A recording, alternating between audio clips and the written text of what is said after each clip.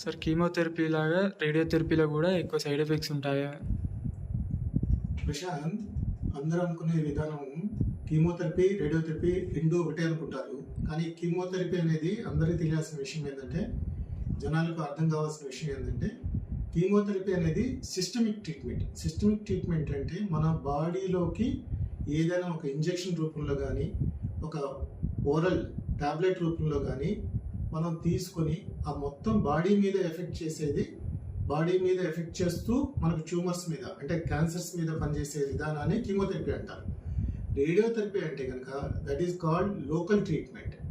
మనకు సర్జరీ ఎలా చేస్తామో, ఏ పర్టికులర్ ఏరియాకి చేస్తామో ఆ పర్టికులర్లో ఏరియాలో మనం ఫోకస్ చేస్తాము. అలాగే మనం రేడియోథెరపీని కూడా ఆ పర్టికులర్ ఏరియాని ఫోకస్ చేస్తాం.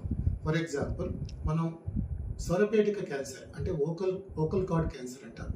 ఆ ఓకల్ కార్డ్ క్యాన్సర్ ట్రీట్మెంట్ చేస్తున్నప్పుడు ఓన్లీ మనం ఈ థ్రోట్ పార్ట్లో ఆ ఓకల్ కార్డ్ని మాత్రమే మనం ఫోకస్ చేస్తాం. ఇప్పుడున్న లేటెస్ట్ ఎక్విప్మెంట్స్ వల్ల, ఇప్పుడున్న highly advanced techniques like IMRT, high precision radiotherapy techniques అంటాము.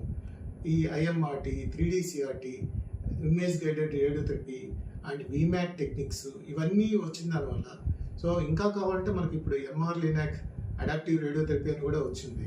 సో వీటన్నిటి వల్ల ఓన్లీ పర్టికులర్లీ మనం ఫోకస్ చేసి ఆ పర్టికులర్ ట్యూమర్స్ మాత్రమే కిల్ చేస్తూ without disturbing any normal structures మనం హైలీ లిథల్ డోస్, ట్యూమర్ లిథల్ డోస్ అంటాము,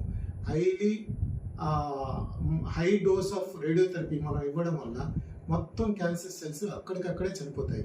సో దట్ ఎటువంటి డిస్టర్బెన్స్ ఉండదు నార్మల్ టిష్యూస్కి. సో దట్ మనకు సైడ్ ఎఫెక్ట్స్, 0 సైడ్ ఎఫెక్ట్స్ ఉంటాయి. సో కీమోథెరపీలో మనకు మొత్తం బాడీలో ఎఫెక్ట్స్ వచ్చేవి, రేడియోథెరపీలో కంప్లీట్గా అటువంటి ఎఫెక్ట్స్ ఏం కనిపించదు.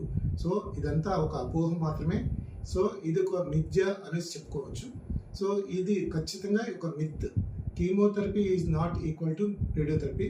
Radiotherapy will not be equal to chemotherapy. That's all.